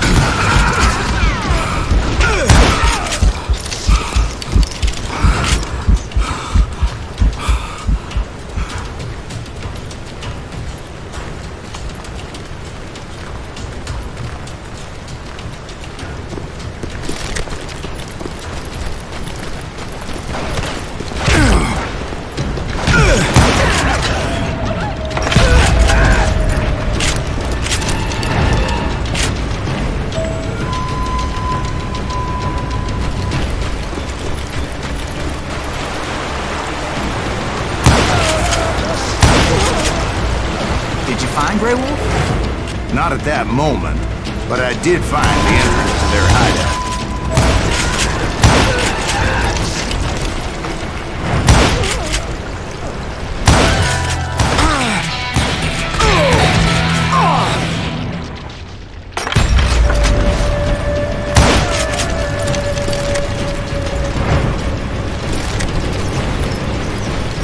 A deep crevice that led to a deeper cave.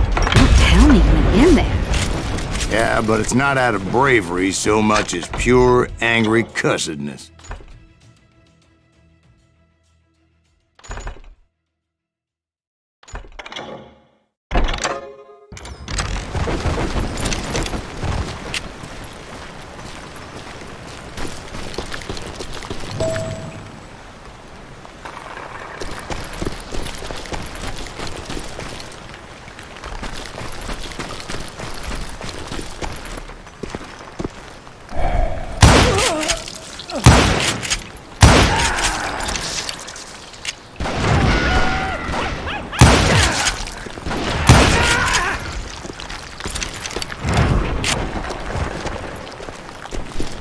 See, back then, I had a stubborn streak a mile wide, and I wasn't about to back down. So it was like pitch black in there? Actually, it was pretty well lit, as they had torches on the walls.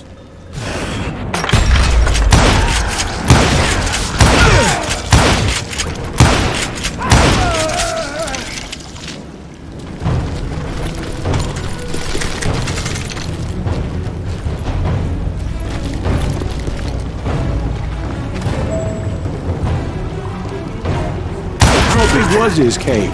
Big as hell, Ben. Chiricahua had hid out there during the Indian Wars.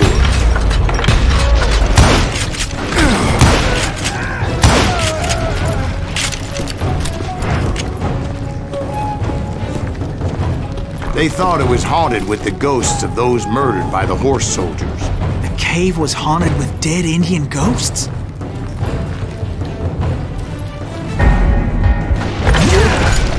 To be honest, I was more concerned with the live ones than the dead ones.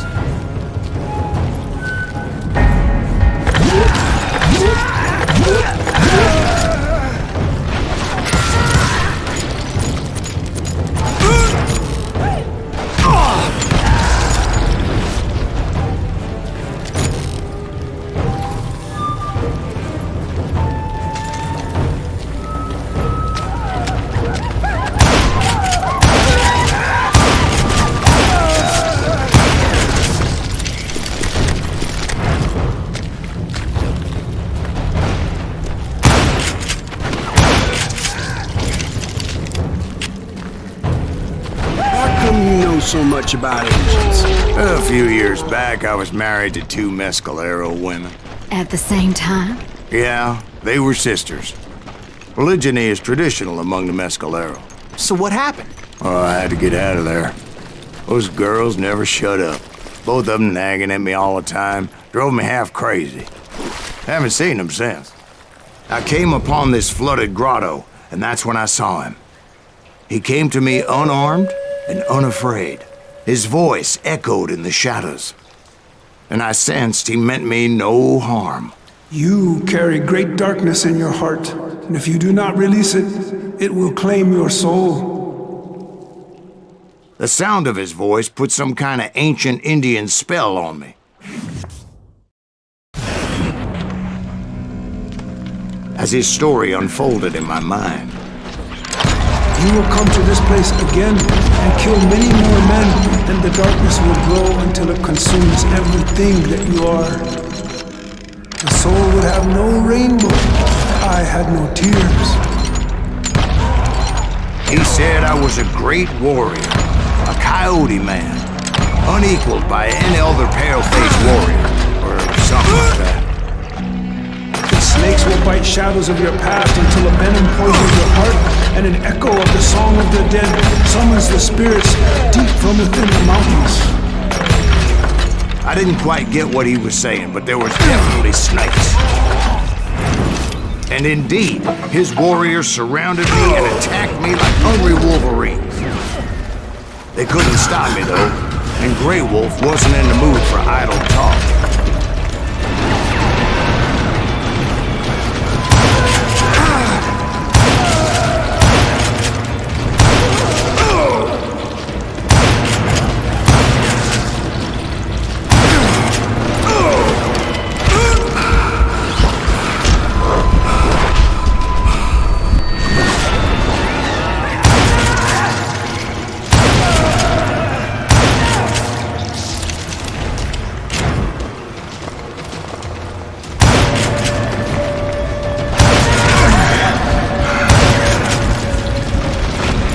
I swear I couldn't see any way out of this trap.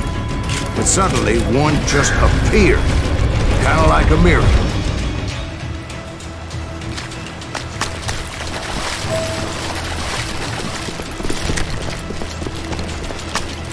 I felt like I would be lost in that damn cave forever. Finally, I found myself back outside, perched on the edge of a precipice, overlooking a thundering white-water river. To get where I was going required several leaps of faith, but no way in hell I was turning back.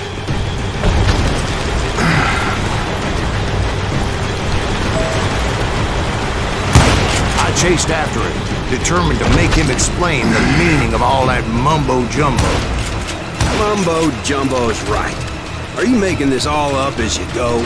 A few details may be fuzzy, brother, but I am relating exactly what happened to me. There were dozens of Apache warriors aiming at me from on high. Dozens? Well, maybe not dozens, but there was a lot of them. At least 3 or 4. Well, more than that, little lady.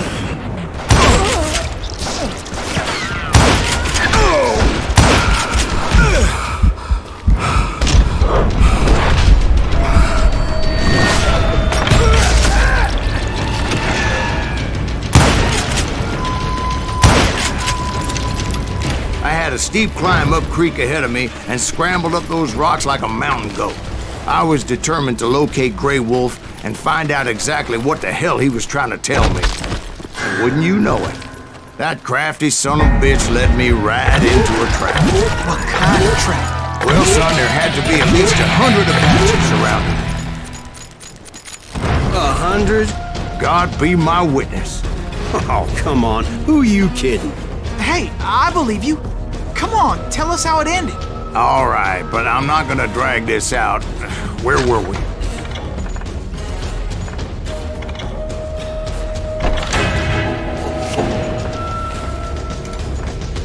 You were surrounded by 100 Apache warriors. Well, I didn't take the time to count them exactly, but there were a lot of them.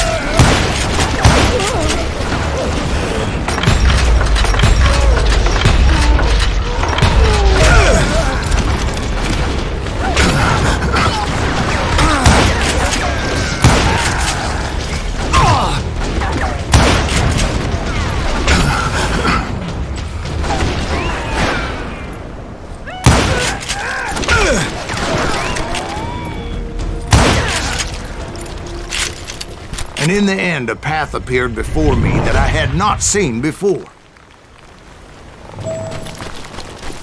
I followed it as I desperately needed to find out what Grey Wolf was trying to tell me.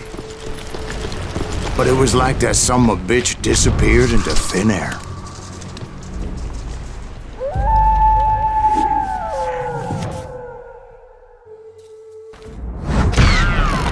Never did find him. And never did collect my goddamn bounty.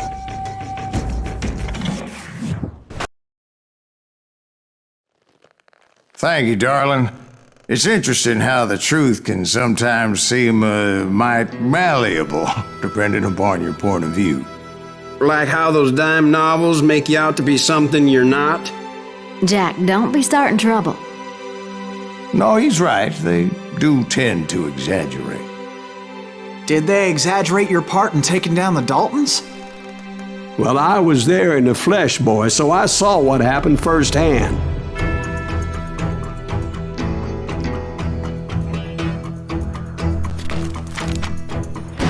Those Daltons were lawmen once, before they all went bad, robbing banks and trains clear across the territory.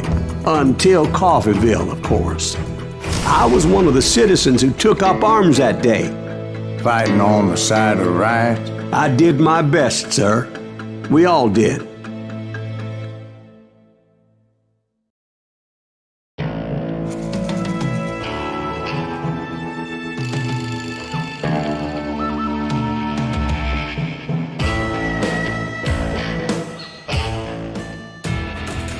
It was early morning. One of my friends was a local gunsmith, and he